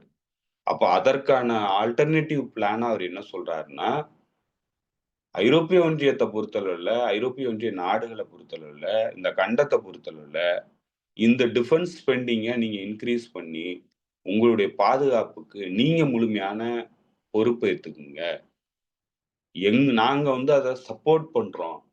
ஆனா நேரடியா நாங்களே வந்து போர்ல ஈடுபடணும். நாங்களே வந்து எல்லாத்தையும் பார்த்துக்கணும். நாங்களே செலவு பண்ணணும் அப்படின்னு நீங்க சொல்லி எதிர்பார்த்தீங்கன்னா, இன்றைய கள சூழல் அந்த மாதிரி இல்ல. நம்மளால அப்படி பண்ணோம்னாலும் நம்மளால வெற்றி அடைய முடியாது. அதுதான் இன்னைக்கு யுக்ரைன்ல நமக்கு ரிசல்ட்டா வந்திருக்கு அப்படிங்கிறத சொல்றாரு. ஸோ அதனால நீங்க வந்து இத ஐரோப்பிய கண்டத்தினுடைய பாதுகாப்புங்கிறதையும், அதாவது இன்னும் இன்டைரக்ட்டா சொன்னா, டைரக்ட்டா சொன்னா எப்படி சொல்லலாம்னா, ரஷ்யாவ நீங்க பார்த்துக்குங்க. ஏன்னா நாங்க வந்து இங்க உட்கார்ந்துகிட்டு பார்த்துக்கிட்டு இருந்தோம்னா, எங்களுக்கு இத விட முக்கியமான பணி வந்து மற்ற இடங்கள்ல இருக்கு அப்படிங்கிறத சொல்றாரு. அத தீவிர தெளிவுபடுத்தி என்ன சொல்றாருன்னா, பசிபிக் பிராந்தியத்துல நீங்க இங்க இருக்கீங்க. அதாவது நீங்க வந்து ஐரோப்பிய கண்டத்த வந்து பாதுகாக்கிறதுக்கான அணியா நம்மளுடைய அணியா இருக்கீங்க. ஆனா, உங்களால போயி பசிபிக் பிராந்தியத்த உங்களால பாதுகாக்க முடியாது. அப்ப அங்க நமக்கு சில பார்ட்னர்ஸ் இருக்கிறாங்க. குறிப்பா சொன்னா south Korea, Japan, Philippines, Australia போன்ற நாடுகள் இருக்கிறாங்க. அவங்க கூட சேர்ந்து அங்கிருந்து வர்ற த்ரெட்ட வந்து நாங்க ஃபேஸ் பண்ண வேண்டிய காலகட்டம் இருக்கு. அப்ப நாங்க அங்கேயும் பார்த்துக்கிட்டு, இங்கேயும் பார்த்துக்கிட்டு இருந்தோம்னா, நம்மளால எங்கேயுமே வெற்றி அடைய முடியாது. இப்ப நீங்க இந்த பகுதியினுடைய பாதுகாப்ப நீங்க வந்து ரஷ்யாவ வந்து நீங்க ஃபேஸ் பண்ணிக்கீங்க. நாங்க உங்களுக்கு உதவி பண்றோம் எக்ஸ்டர்னலா. ஆனா நேரடியா எங்கள்ட்ட இருந்து சண்ட போடணும்னு சொல்லி எதிர்பார்க்காதீங்க. அப்படி பண்ணோம்னா, இப்ப அடைஞ்ச தோல்விய தான் மீண்டும் நம்ம அடைவோம். அப்படிங்கிறத அவர் சொல்றாரு. இப்போ இவங்க என்ன திட்டத்துக்காக இந்த பிளான வந்து மாத்தி ரஷ்யா கூட வந்து பேச்சுவார்த்தையில ஈடுபட்டுக்கிட்டு இருக்கிறாங்க அப்படின்னு பார்த்தீங்கன்னா, அவரு பீட் ஹெக்ஸெத் வந்து பெல்ஜியம்ல என்ன சொன்னாரோ, அதுதான் உண்மை. அதுதான் வந்து அவங்களுடைய திட்டம். இப்ப என்ன நெனைக்கிறாங்கன்னா, ரஷ்யா கூட போர நடத்திக்கிட்டு நாங்க இங்க உட்கார்ந்திருந்தோம்னா, இந்த சமகாலத்துல சைனாவும், ஈரான் போன்ற நாடுகளும் பலமாயிட்டு இருக்காங்க. அவங்கள வந்து இப்பவே கவுண்டர் பண்ண வேண்டிய நிலை இருக்கு. இப்ப போய் நாங்க கவுண்டர் பண்ணல. இப்ப வந்து அவங்கள நான் வந்து தடுத்து நிறுத்தலன்னா, கன்டெயின் பண்ணலன்னா, நாளைக்கு நம்மளால யாராலயும் இவங்கள வந்து எதிர்கொள்ள முடியாது. இவங்க மிகப்பெரிய அணியா மாறிடுவாங்க. அப்படின்னு சொல்லி அவங்க திட்டமிடல் வச்சிருக்கிறாங்க. இப்ப அதுதான் வந்து அவங்களுடைய பிளான்ல வந்து ஒர்க் அவுட் பண்றாங்க. இப்போ அத வந்து எதிரணிய டிவைட் பண்றதுக்கான ஒரு நடவடிக்கையா தான் அவங்க என்ன பண்றாங்கன்னா, ரஷ்யாவ தனியா கூப்பிட்டு பேச்சுவார்த்தை நடத்தி, ரஷ்யாவுக்கான கன்செஷன குடுத்து, "நீ இதெல்லாம் பண்ணு. நீ விருப்பப்பட்ட மாதிரி உன்ன என்னுடைய அணியில நான் வந்து இணைச்சுக்கிறேன்." அப்படிங்கிற ஒரு ஃபால்ஸ் ஹோப்ப வந்து குடுக்குறாங்க. அப்போ மேற்கத்திய அ நாடுகள் கூட நீங்க வந்து ஒரு ஒரு சுமூக உறவோட நீங்க வந்து இருக்கலாம். நம்ம எல்லாரும் ஒண்ணா நிப்போம் அப்படிங்கிற இடத்த சொல்றாங்க. இப்ப இது எதுக்காக சொல்றாங்கன்னா, மற்றவர்கள்ட்ட இருந்து ரஷ்யாவ தனியா பிரிக்கணும் அப்படிங்கிற இடத்துல வந்து அவங்க சொல்றாங்க. இது புரிஞ்சதுனால தான் வாங் யிய வந்து லாவ்ரோ இம்மீடியட்டா சந்திச்சு பேசியிருக்கிறாரு. வாங் யி வந்து மாஸ்கோ போறாரு. ஸோ இந்த இந்த இந்த ட்ராப்புங்கிறது ரஷ்யாவுக்கு ட்ராப்ப வச்சு ரஷ்யாவ வந்து அவங்கள்ட்ட இருந்து அந்நியப்படுத்துனதுக்கப்புறம் தனித்தனியா வந்து ஹேண்டில் பண்ணலாம். அப்ப நீங்க வந்து ரஷ்யாவ ஹேண்டில் பண்ணிக்கீங்க. நாங்க போயி ஈரானையும், சைனாவையும் ஹேண்டில் பண்றோம். அப்படிங்கிற இடத்த நோக்கி தான் இவங்களுடைய திட்டமிடல் வந்து வடிவமைச்சு இவங்க போறாங்க. ஸோ இது வந்து ரஷ்யாவ பொறுத்தளவுல இது வந்து பெரிய அளவுக்கு ஒரு ஒரு சிக்கலான ஒரு சூழல் தான். ஏன்னா, ஒரு தற்காலிக ரிலீஃப் வேணும். அ ஒரு தற்காலிகமான பொருளாதார ரிலீஃப் இல்ல சாங்ஷன் ரிலீஃப் இதெல்லாம் வேணுங்கிறதுக்காக அமெரிக்காவ நம்பி இவங்க வந்து அவங்கள நம்பி போனாங்கன்னா, இவங்களுடைய மத்த பார்ட்னர்ஸ் எல்லாத்தையும் இழக்க வேண்டியிருக்கும். அப்படி ஒரு வேளை இழந்தாங்கன்னா, மல்டிபோலாரிட்டிங்கிறத விட்டுருங்க. மல்டிபோலாரிட்டிங்கிறது ஒண்ணுமில்லாம போயிடும். அதே மாதிரி ரஷ்யாவினுடைய பொசிஷன் வந்து ரொம்ப வீக் ஆகும். இன்னைக்கு அமெரிக்காவினுடைய கூட்டணி நாடுகளா இருக்கிறவங்களுடைய நிலை தான் ரஷ்யாவுக்கும் ஏற்படும். அமெரிக்காவினுடைய கூட்டணியா இருந்த யுக்ரைன், கூட்டணி நாடா இருந்த ஐரோப்பிய ஒன்றிய நாடுகள். அமெரிக்காவினுடைய ஹிஜோமனிக்கு இன்ட்ரெஸ்ட்ட வந்து பாதுகாக்கணுங்கிறதுக்காக காவு குடுத்திருக்கிறாங்க. இந்த போர்ல, யுக்ரைன் போர்ல. ஆ ஐரோப்பிய ஒன்றிய நாடுகளினுடைய பொருளாதாரத்த காவு குடுத்துட்டாங்க. இது எல்லாமே வந்து அவங்க கூட்டணியா இருந்ததுனால. இன்னைக்கு பழிய பூரா இந்த கூட்டணி நாடுகள் மேலயும், ஆ யுக்ரைன் மேலயும் போடுறாரு. ஆனா, இந்த போர ஆரம்பிச்சதிலிருந்து, இந்த போர வந்து விதைச்சதிலிருந்து எல்லாத்தையும் பண்ணது அமெரிக்கன் அட்மினிஸ்ட்ரேஷன் தான். அமெரிக்காவினுடைய நலனுக்காக தான் இந்த போரைய வந்து அவங்க ஆரம்பிச்சது. ரஷ்யாவ கன்டெயின் பண்ணுங்கிறதுக்காக தான் இந்த போர் நடந்தது. டிப்ளீட் பண்ணுங்கிறதுக்காக தான் இந்த போரே நடந்தது. அந்த அந்த திட்டம் வந்து வெற்றி அடையல அப்படிங்கிறப்போ அவங்க பின்வாங்குறாங்க. அப்ப அத வந்து அவங்க வேற விதமான ஒரு இமேஜ குடுத்துட்டு அவங்க பின்வாங்குறாங்க. அதன் மூலமா சில விஷயங்கள வந்து அ சாதிச்சிட முடியும் அப்படிங்கிற இடத்துல தான், இந்த எதிரணியினுடைய பிளவ வந்து உறுதிப்படுத்தும் விதமா அவங்களுடைய நடவடிக்கைகள அவங்க தீவிரப்படுத்துறாங்க. அவங்களுடைய பேச்சுக்கள் அது சார்ந்து தான் இருக்கு. ஸோ இந்த இந்த ஒரு கான்டெக்ஸ்ட்குள்ள இந்த பேச்சுவார்த்தை ஒரு ஒரு ஃப்ரூட்ஃபுல்லான முடிவ நோக்கி போகுமா? இல்ல இதெல்லாம் வந்து ஒரு ஃபேக்கான நடவடிக்கை. இது வந்து மீண்டும் வந்து போர நடத்துறதுக்கான ஒரு வேலையா தான் நடக்குது. ஒருவேள நம்மள பிரிச்சுட்டு அதுக்கப்புறம் சைனாவ இப்ப இது பண்ணாங்கன்னா, அவங்க என்ன பண்றாங்கன்னா, சைனாவுக்கு எதிரான போர் நடவடிக்கையை தீவிரப்படுத்த போறாங்க. அப்போ தீவிரப்படுத்துனாங்கன்னா, சைனாவினுடைய போருங்கிறது ரஷ்யாவுக்கு மிகப்பெரிய பாதிப்ப தான் ஏற்படுத்தும். ஏன்னா, அவங்களுடைய பொருளாதாரம் சார்ந்து இருக்கிறது சைனாவ சார்ந்து இருக்கு. ஸோ, அதனால பல நாடுகள சார்ந்து இருக்கு. ஏன்னா, அவங்களுடைய பொருளாதார உறவுகள முழுக்க வந்து வர்த்தக உறவுகள அவங்க கிழக்கத்திய நாடுகள் கூட ஏற்படுத்திட்டாங்க, இந்த போர் காலகட்டத்தில. இத திரும்ப வந்து ஒரு ஒரு தற்காலிக ரிலீஃப் கிடைக்கணுங்கிறதுக்காக எல்லாத்தையும் மாத்தி கொண்டு போனாங்கன்னா, ரஷ்யா மீதான நம்பிக்கைங்கிறது சர்வதேச அரங்கிலிருந்து வேப்பரைஸ் ஆயிடும். அது வந்து ஒண்ணும் இவங்கள நம்பக்கூடாதுங்கிற இடத்த நோக்கி நகர்ந்துரும். அந்த மாதிரியான ஒரு சூசைடல் அட்டெம்ப்ட்ட வந்து ரஷ்யா பண்றதுக்கான வாய்ப்பு மிக மிக குறைவு தான். ஸோ, இப்ப அத எப்படி ஹேண்டில் பண்ணும்? அதே நேரத்தில ஒரு அமைதிய விரும்புறோம் அப்படின்னு சொல்லிட்டு இவங்க ஏற்படுத்துற இந்த இந்த இந்த ஒரு முயற்சியையும் வந்து உடைச்சிறக்கூடாதுங்கிறதுலயும் ரஷ்யா தெளிவா இருக்கு. ஸோ, இப்ப இது எல்லாத்தையும் ஆ சஸ்டெயின் பண்ணி, இது எல்லாத்தையுமே வந்து மனூவர் பண்ணி தான் வந்து ரஷ்யாவினுடைய டிசிஷன்ஸ் வந்து இந்த இந்த நடவடிக்கைகள பொறுத்தளவுல இருக்க போது. ஆ ஆனா, இதுல ஏதாவது மாற்றம் வந்து அதுல ஏதாவது சிக்கல் வந்துச்சுன்னா, இவங்களுடைய ஆ ஏன்னா இப்ப இதுல ரஷ்யா வந்து பல இடங்கள்ல ரஷ்யாவுக்கு இதுல பாதிப்புகள் உருவாகும். ஒருவேள அமெரிக்காவுடைய ஆ திட்டங்களுக்கு பணிஞ்சு போயிட்டாங்கன்னா, பல இடங்கள்ல இவங்க கூட இருக்கிற உறவுகள் வந்து பெரிய சிக்கலுக்கு உள்ளாகும். அது ரஷ்யாவுக்கும் மிகப்பெரிய த்ரெட்டா தான் இருக்கும். ஸோ, அதனால இப்படியான ஒரு சூழ்நிலையில இந்த பேச்சுவார்த்தைங்கிறது அ நின்னுகிட்டு இருக்கு. இதுல இவங்க பேசுறதெல்லாம் நம்பக்கூடிய சூழ்நிலை இல்ல. ட்ரம்ப் வந்து அ இவருக்கு எதிரா பேசுறது, செலன்ஸ்கிக்கு எதிரா பேசுறது, செலன்ஸ்கி ட்ரம்புக்கு எதிரா பேசுறது, இதெல்லாம் வந்து சும்மா வார்த்தை ஜாலங்கள் தான். அத பெருசா நம்ம எடுத்துக்க தேவையில்ல. அதே நேரத்துல இது வந்து இந்த மாதிரியான ஒரு இன்னும் மோசமான ஒரு போருக்கான ஒரு களத்த தான் திறக்கிறதுக்கான ஒரு முயற்சியா இந்த பேச்சுவார்த்தைங்கிறது அமெரிக்க தரப்பினால வைக்கப்படுது. ஸோ இதெல்லாம் புரிஞ்சுகிட்டு தான் ஐரோப்பிய ஒன்றிய நாடுகளும் பேசுறாங்க. இதுல என்னன்னா, நம்ம பல வீடியோக்களுக்கு முன்னாடி இந்த போரினுடைய அடிப்படை தன்மைய பத்தி நம்ம பேசும்போது, ஏன் ஐரோப்பிய ஒன்றிய நாடுகள் தங்களையே சாக்ரிஃபைஸ் பண்ணிட்டு இந்த போருக்குள்ள போறாங்க, அமெரிக்கா கூட அப்படிங்கிற இடத்த பத்தி பேசும்போது, நம்ம என்ன சொல்லியிருந்தோம்னா, ஒட்டுமொத்தமான தங்களுடைய ஆதிக்கம்ங்கிறது முடிவுக்கு வருது. ஒருவேள அப்படி ஆதிக்கம் முடிவுக்கு வந்துருச்சுன்னா, அமெரிக்காவினுடைய ஆதிக்கம் முடிவுக்கு வந்துருச்சுன்னா, ஐரோப்பிய ஒன்றிய நாடுகளினுடைய ஆதிக்கம்ங்கிறதும் முடிவுக்கு வந்துரும். ஏன்னா, அமெரிக்காவினுடைய மிலிட்டரி பவர நம்பி தான் இந்த இந்த ஆதிக்கம்ங்கிறது இருக்கு. அத விட்டுக் குடுக்காம இருந்தா மட்டும் தான் அவங்களுடைய ஆதிக்கம்ங்கிறது தொடரும். அந்த ஆதிக்கம் ஏன் தேவைன்னா, ரிசோர்ஸஸ் மற்ற நாடுகள்ல மட்டும் தான் இருக்கு. மூலவளங்கள் மற்ற இடங்கள்ல தான் இருக்கு. அந்த மூலவளங்கள் தான் தங்களுடைய வளர்ச்சிக்கான அடிப்படை. தங்களுடைய அந்த எக்ஸ்ப்ளாய்டேஷன் மூலமா தான் இந்த நாடுகள் வந்து இவ்ளோ வளர்ச்சி அடைஞ்சிருக்கிறாங்க. அவங்களோட லைஃப் ஸ்டைல் வந்து அதிகப்படுத்தி, அ வளமான வாழ்க்கை நடத்துறதுக்கான அடிப்படையா இருக்கிறது இந்த மூலப்பொருட்கள் சுரண்டல் தான்.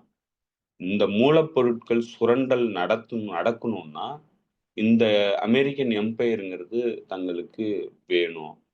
இப்போ அமெரிக்கன் எம்பையர் வேணும்னா உலகத்தினுடைய மற்ற நாடுகள், குறிப்பா சொல்லப்போனா யுரேஷியன் கான்டினென்ட்டினுடைய மற்ற நாடுகள், பலமான நாடுகள் ஆதிக்கத்துக்கு வந்துறக்கூடாது. அவங்களுடைய கட்டுப்பாட்டுல உலகம் வந்து போயிடக்கூடாது. அப்படி போச்சுன்னா, அது நம்மளுடைய வளர்ச்சிக்கான அடிப்படைகள கம்ப்ளீட்டா உடைச்சிரும். அதனால அதை நம்ம ப்ரிசர்வ் பண்ணணும்னா அமெரிக்கா என்ன சொன்னாலும் கேட்கணும், நம்மளை சாக்ரிஃபைஸ் பண்ணணும்னாலும் பண்ணி தான் ஆகணும், வேற வழியே இல்லைங்கிற இடத்துல தான் இந்த போருக்குள்ள போனாங்க. ஸோ அமெரிக்கா இப்படி ஒரு திட்டத்தை வைக்கும்போது இதுக்கு கண்டிப்பா வந்து அவங்க உடன்பட்டு தான் ஆகணும்.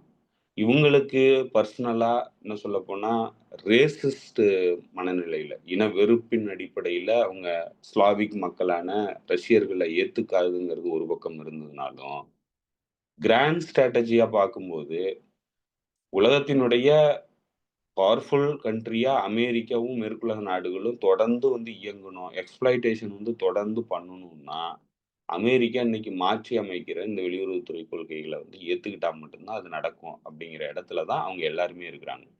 ஸோ, அதனால அதுல ஒண்ணும் பெரிய முரண்பாடுலாம் இல்ல.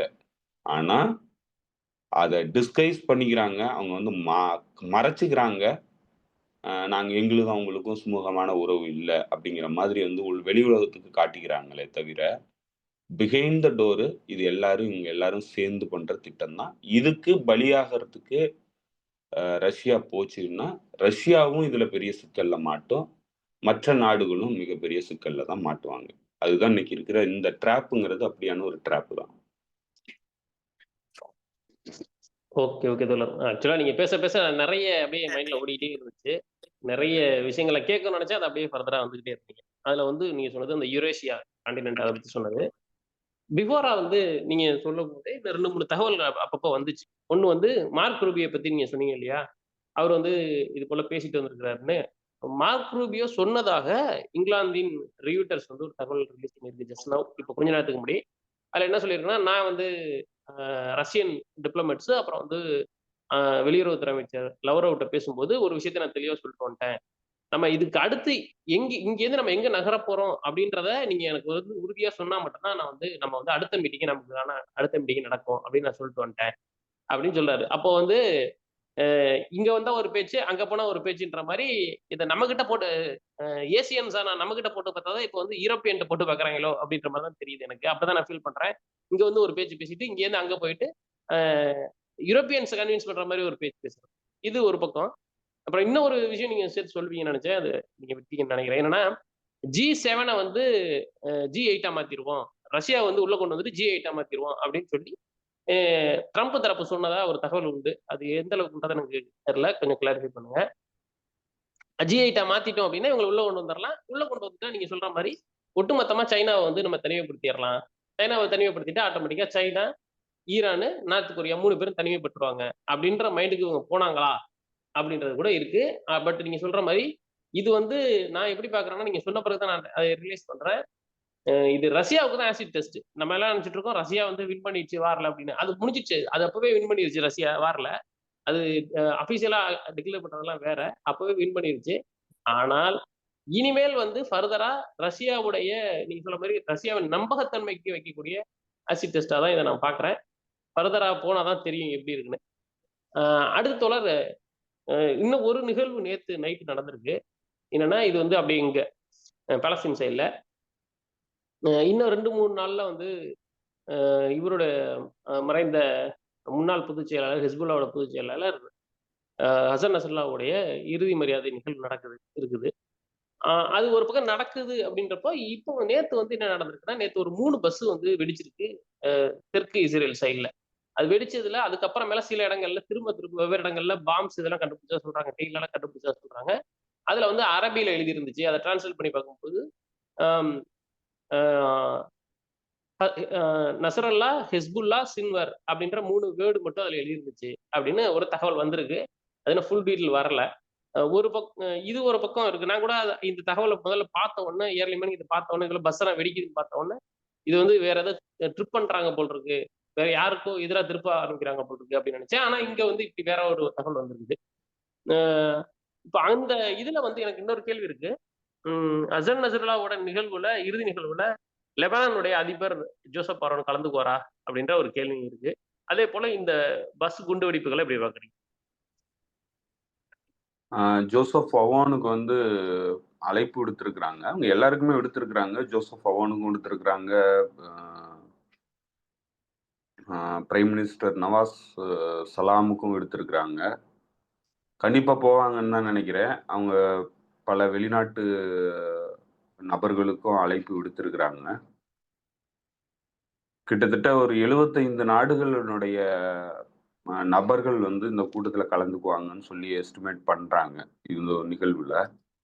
இது போன முறை 2005ல வெற்றி விழா கொண்டாட்டம், அதாவது போர்ல வெற்றி அடைஞ்சதற்கான விழா கொண்டாட்டத்துல கலந்துகிட்ட மக்கள விட அதிகமா காட்டணுங்கிறதுல ஹெஸ்புல்லா தெளிவா இருக்கிறதா தெரியுது. அவங்க அதுக்கான பிரிப்பரேஷன்ல ஈடுபடுறாங்க. பல நாடுகள்ல இருந்து பத்திரிக்கையாளர்கள் வராங்க. அத நல்ல பெரிய அளவுக்கு ஆர்கனைஸ் பண்ணியிருக்கிறாங்க இந்த மீடியா கவரேஜ்ங்கிறத. அதேபோல பல நாடுகள்ல லைவ் டெலிகாஸ்ட் வந்து பண்றதுக்கான ஏற்பாடையும் பண்ணியிருக்கிறாங்க. ஸோ இது ஒரு மிக முக்கியமான நிகழ்வு. 2வது எல்லாருமே கிட்டத்தட்ட ஒரு ஒரு ம் செக்குவாராவுக்கு ஈக்குவலான, இல்ல ஃபிடல் காஸ்ட்ரோவுக்கு ஈக்குவலான ஒரு நபரா தான் ஆ சையத் ஹசன் நஸ்ரல்லா வந்து மக்களால் பார்க்கப்படுறாரு. அந்த அளவுக்கு குளோபலி பெரிய அளவுக்கு ஒரு பிரபலமான ஒரு நபரா தான் இன்னைக்கு இருக்கிறாரு. ஒரு ஐகானா. ஸோ அதற்கான முக்கியத்துவம்ங்கிறது எல்லா நாடுகள்லேருந்தும் கொடுக்கப்படுது. குறிப்பா சொல்லப்போனா, இஸ்லாமிய நாடுகள் மத்தியிலயும், பாலஸ்தீனத்துக்கு ஆதரவா இருக்கிறவர்கள் மத்தியிலயும் வந்து ஒரு ஐகானிக் ஃபிகரா தான் கருதப்படுறாரு. ஒரு விடுதலை போராட்ட வீரரா. ஸோ அப்படியான ஒரு ஒரு தலைவருக்கு நடக்கிற இந்த நிகழ்வுங்கிறது சர்வதேச அளவுல மிகப்பெரிய கவனத்த வந்து ஈர்க்கக்கூடிய நிகழ்வா நடக்குது.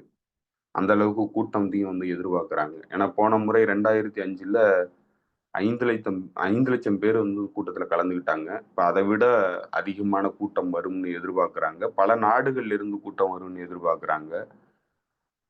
ஈரான்ல இருந்து வரும்னு எதிர்பார்க்குறாங்க. ஈரானுடைய தலைவர்கள் கலந்துப்பாங்கன்னு சொல்லி எதிர்பார்க்குறாங்க. இன்னும் பல நாடுகள், பல மத தலைவர்கள், இன்னும் லெபனானுக்குள்ள இருக்கக்கூடிய மெரைனைட் சமூகத்தினுடைய மத தலைவர்கள், ஆ மற்ற பிரிவுகளினுடைய மத தலைவர்கள் எல்லாரையுமே வந்து கூப்பிட்டுருக்கிறாங்க. எல்லாருக்கும் அழைப்பு விடுத்திருக்கிறாங்க. இப்ப இந்த 23ஆம் தேதி நடக்கிற இந்த அடுத்த நாளை மறுநாள் ஞாயிற்றுக்கிழமை அன்னைக்கு நடக்கிற இந்த நிகழ்வுங்கிறது ஹெஸ்புல்லாவினுடைய ஒரு மிக முக்கியமான நிகழ்வு. ஹெஸ்புல்லாவினுடைய இமேஜுக்கு ஏற்படுற ஒரு ஒரு வரலாற்று நிகழ்வா தான் வந்து நடக்க போகுது. ஆ 2வது இப்ப இந்த 5 பேச்சுவார்த்தை அந்த சீஸ்ஃபயர் காலகட்டங்கிறது முடிவுக்கு வந்து 5 பகுதிகள்ல இருந்து படைகள வந்து வாபஸ் வாங்காம இருக்கு இஸ்ரேலு. அத வந்து அனுமதிக்க முடியாது அப்படின்னு சொல்லிட்டு அமல் மூவ்மெண்ட்டும், ஹெஸ்புல்லாவும் சேர்ந்து கூட்டறிக்கை வெளியிட்டிருந்தாங்க நேற்று முன்தினம். இந்த நிகழ்வுக்காக அவங்க பொறுமை காக்கிறதா தெரியுது. ஒருவேளை இந்த நிகழ்வு முடிஞ்சதுக்கு அப்புறம் அவங்களுடைய ரெஸ்பான்ஸ் என்னங்கிறத அவங்க தெளிவுபடுத்துவாங்கங்கிறத நம்மளால உறுதியா சொல்ல முடியும். 2வது அவங்களுக்கு பெரிய அளவுக்கு அவங்க ஆதரவாளர்கள் மத்தியில இருந்த ஆ குழப்பங்களுக்கான ஒரு தீர்வ குடுக்கக்கூடிய ஒரு நிகழ்வாவும் இந்த கூட்டம்ங்கிறது அமையுங்கிறத எதிர்பார்க்குறாங்க. ஸோ அந்த சம்பவம் நீங்க அந்த பஸ்ல குண்டு வெடிச்ச சம்பவம் அப்படிங்கிறது, பஸ் வெடிச்ச சம்பவத்த வந்து நான் கவனிக்கல. அது நேச்சுரலான ரெஸ்பான்ஸ் தான். ஒருவேள அவங்க அ அது நடந்திருந்தால் கூட, அ இவ்வளோ பெரிய ஒரு வயலேஷன் சர்வதேச விதிமீறல்கள்ல ஈடுபட்ட ஒரு அரசாங்கத்துக்கு எதிரா, இந்த மாதிரியான ரெஸ்பான்ஸ் வருங்கிறது எல்லாருக்குமே தெரிஞ்சது தான். இதுதான் ஆரம்பத்துலேருந்து சொல்றாங்க. நீங்க வந்து தீவிரவாதத்த அழிக்கணும்னாக்க, எப்படி அழிக்க முடியும்னாக்க, அ உங்களுடைய தவறான நடவடிக்கைகள நிறுத்திட்டாலே வந்து தீவிரவாதம் அழியும். இப்ப என்னன்னா இதெல்லாம் தீவிரவாதம்னு அவங்க சொல்லிக்கிறாங்க. இது வந்து ஒரு மக்களினுடைய நிலப்பரப்புகள நீங்க புடிச்சு வச்சுக்கிட்டீங்கன்னா, அத மீட்கிறதுக்கான போர்ல வந்து அவன் ஈடுபட தான் செய்வான். அத நீங்க தீவிரவாதமா பார்த்தீங்கன்னா, அத யாரும் தடுக்க முடியாது. அது நடந்துகிட்டே தான் இருக்கும். அதே மாதிரி தான் இங்கேயும். அந்த தலைவர்கள நீங்க வந்து கொலை பண்ணீங்கன்னா, அதற்கான பதிலடி நடவடிக்கைகள்ல ஈடுபட தான் செய்வாங்க. இண்டிவிஜுவல்ஸ் கூட ஈடுபட தான் செய்வாங்க. அப்ப அத பார்த்துட்டு நீங்க தீவிரவாதம், அ குண்டுவெடிப்பு நடந்தது அப்படின்லாம் சொன்னீங்கன்னாலும் அது இயல்பான ஒரு ரெஸ்பான்ஸா தான் இருக்கு. ஏன்னா மக்களினுடைய மனநிலைங்கிறது, கோவப்பட்டாக்கா அப்புறம் கோவத்த வந்து தீர்த்துக்கணும். இப்ப நீங்களும் அததானே பண்றீங்க. இப்ப நீங்க வந்து மக்கள் மீது குண்டு போட்டதுக்கான அடிப்படை காரணம் என்ன? உங்களுடைய ராணுவத்தின் மீது அவங்க நடவடிக்கை எடுத்துட்டாங்க. நீங்க எதிர்பார்க்காத இடத்துல வந்து அவங்க உங்கள அசிங்கப்படுத்திட்டாங்கங்கிறதுக்காக தானே இவ்வளவு பெரிய பழிவாங்கும் நடவடிக்கையா வந்து இந்த போர வந்து நடத்துனீங்க. அதே மாதிரியான விஷயங்கள் வந்து இந்த மாதிரியான நிகழ்வுகளுக்கான எதிர்விளைவுகள்ங்கிறது நடக்க தான் செய்யும். ஸோ அப்படியான ஒரு சம்பவமா தான் அதுவும் நடந்திருக்கிறதுக்கான வாய்ப்பு இருக்கு. ஓகே, ஓகே தோழர். பார்க்கலாம். இன்னும் வெவ்வேறு தகவல்கள் நான் வேற ஏதாவது மறந்துட்டேன் அப்படின்னு தெரியல. இது ஒண்ணு மார்க் ரூபிய பத்தி ஒண்ணு பேசியாச்சு. அவளும் சொல்லியாச்சு. ஆ இதுவும் பேசியாச்சு. அது வேற ஏதோ நான் நினைச்சிட்டு இருந்தேன் பேசணும்னு. நான் மறந்துட்டேன். வேற ஏதாவது இருக்கா தோழர்? நீங்க சொல்ல வேண்டியது? இல்ல தோழர். மீண்டும் மறுபடியும் பேசலாம். ஓகே, ஓகே தோழர். உங்க நேரத்துக்கு மிக்க நன்றி. தோழர்களுக்கும் மிக்க நன்றி. நன்றி செந்தில் தோழர். நன்றி தோழர். தோழர்களுக்கும் நன்றி. மீண்டும் சந்திப்போம் தோழர்களே. நன்றி, வணக்கம்.